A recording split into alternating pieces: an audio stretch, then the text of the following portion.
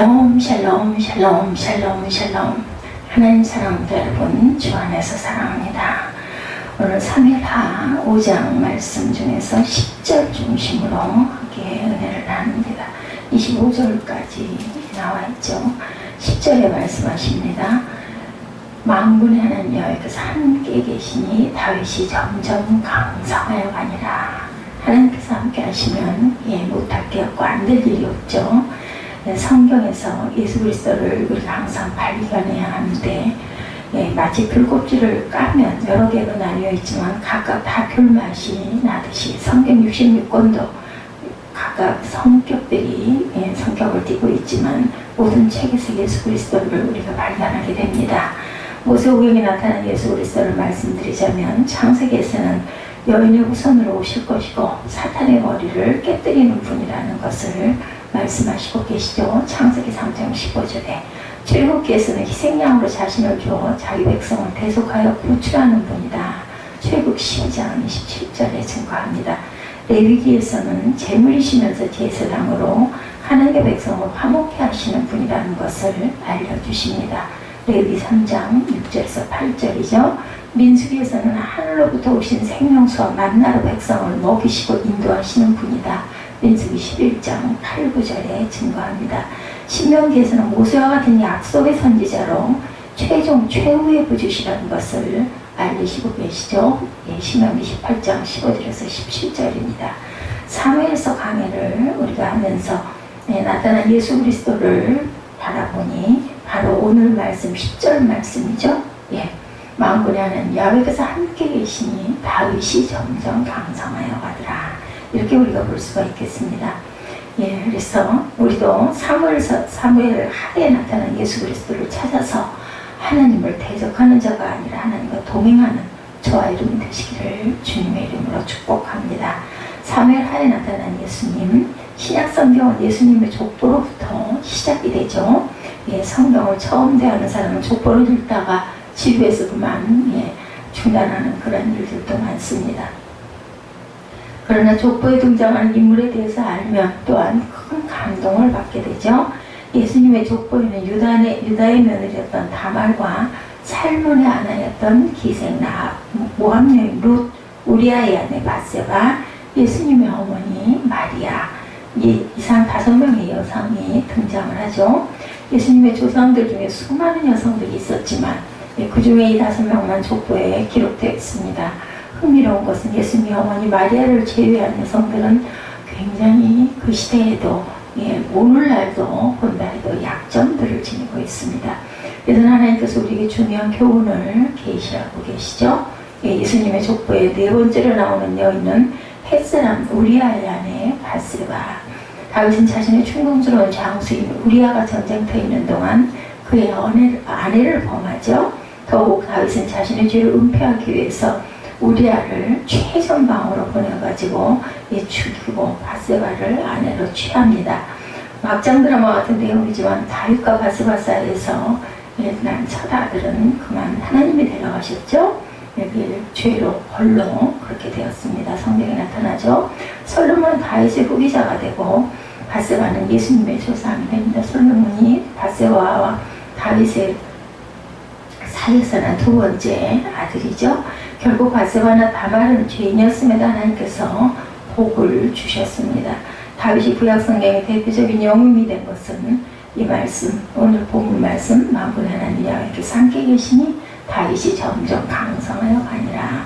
죄인은 우리가 성삼위 하나님의 음성을 받기 위해서는 이사야 44장 22절에 내가 네 허물을 빽빽한 부름에 사라진같이 네 죄를 안개의 사람같이 사라진같이 도말하였으니 너는 내게로 돌아오라. 내가 너를 구속하였습니다.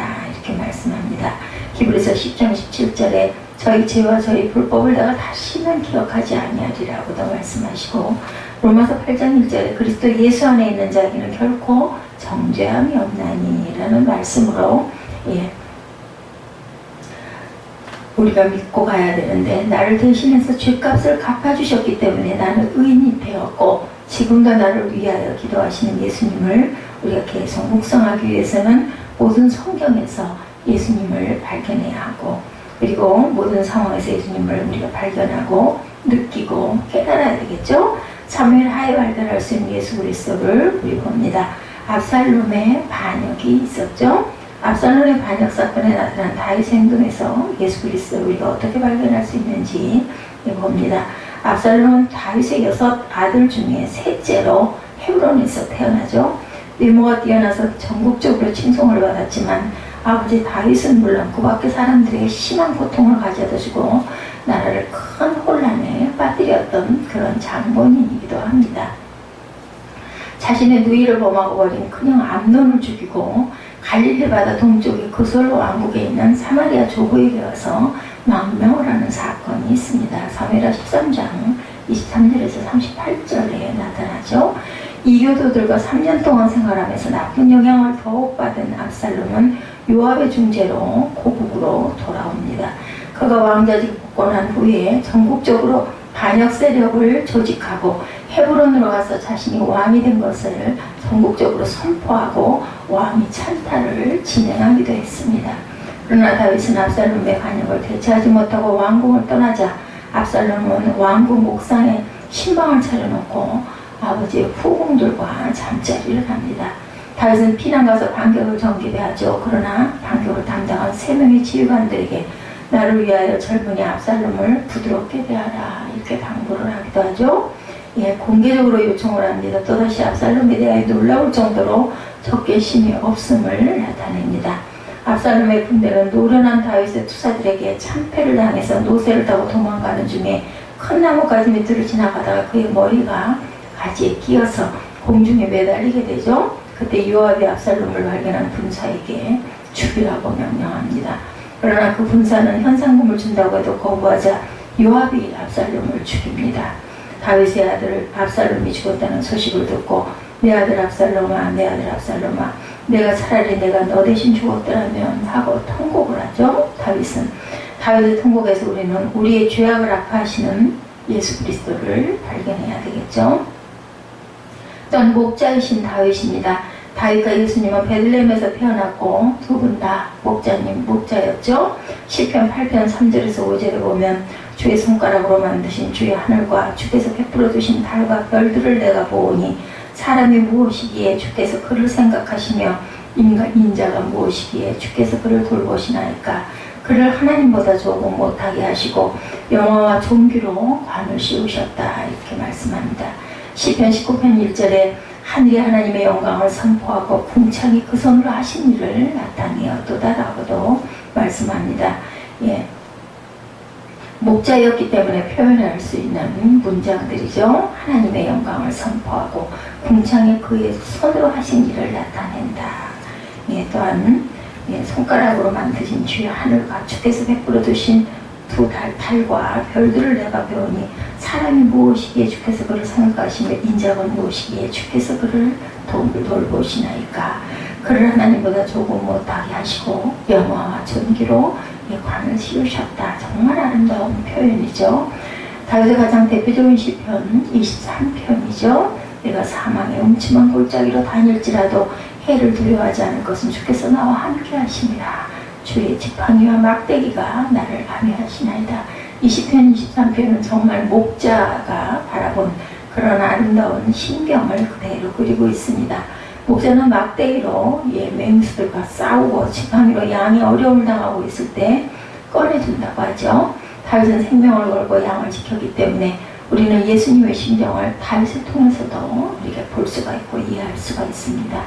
다윗이 골리앗과 싸우려고 나가겠다고 사울에게 말할 때 주의 종 다윗의 양을 지킬 때 사자나 곰이 와서 양떼에서 새끼를 움키면 내가 따라가서 그것을 치고 그 입에서 새끼를 건져내었고 그것이 일어나 나를 태우고자 하면 내가 그 수염을 잡고 그것을 쳐 죽였다라고도 표현을 합니다. 주의 종이 사자와 곰도 쳤은즉 사시는 하나님의 군대를 모욕한 이 할례 없는 블레셋 사람이니까 그가 그 짐승이 하나와 같이 되리다 이렇게 고백하죠. 또 가로되 여호와께서 나를 사자의 발톱과 곰의 발톱에도 건져내셨은즉 나를 이 블레셋 사람의 손에서도 건져내실 것이다 라고도 고백을 합니다. 사울이 다윗에게 이르되 가라 여호와께서 너와 함께 계시기를 원하노라. 다윗을 통해서 우리는 우리를 지켜주시는 목자이신 예수님을 여러 곳에서 발견할 수가 있습니다. 예수께서는 요한복음 10장 10절에 도적이 오는 것은 도적질하고 죽이고 멸망시키려는 것뿐이요 내가 온 것은 양으로 생명을 얻게 하고 더 풍성하게 얻게 하려 하는 것이라고 합니다. 말씀을 더욱 구체적으로 목자하신 예수님을 이해할 수 있죠. 새로운 시작을 또한 위해서 사사의 시대는 야훼의 영광이 이스라엘에서 떠난 시대였습니다.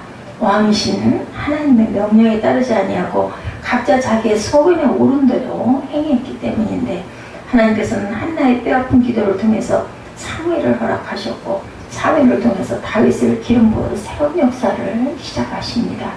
다윗은 비록 죄를 지은 사람이었지만 삶의 중심에 하나님이 있었고 그리고 이스라엘 백성의 삶의 중심에도 하나님이 놓여 있도록 가장 애를 많이 쓴 그러한 왕이기도 합니다. 격동의 세월을 살아가는 저와 여러분들 중심에 예수 그리스도를 모시고 비록 넘어질지라도 예수님을 성경과 삶에서 발견하고 임마누엘로 살기를 주님의 이름으로 축복합니다. 오늘도 선선한 가을이 냄새를 풍기고 살랑살랑 바람을 불어줍니다. 아직도 한낮에는 좀 덥기도 하지만 그래도 우리 한여름에 그 더위 얼마나 심하게 더웠어요. 그죠? 그 더위를 생각을 하면 얼마나 감사한지 모릅니다. 이렇게 우리가 힘들고 어려움이 있어야 하나님을 더욱더 가까이 피부로 느낍니다. 오늘도 이 사무엘 하 5장 10절 하나님이 함께 하시니 만군의 여호와께서 함께 하시니 다윗이 점점 강성하리라 이런 고백이 저와 여러분의 고백이 되어서 만군의 하나님 여호와께서 함께 하시니 내가 자신의 이름을 부르면서 한나가 점점 강성하여 가니라 사무엘이 점점 강성하여 가니라 에스더가 점점 강성하여가 아니라 누가 만군의 하나님 야훼께서 함께 계시니 이런 고백하시는 저와 여러분이 되시기를 주님의 이름으로 축복합니다. 기도하시겠습니다.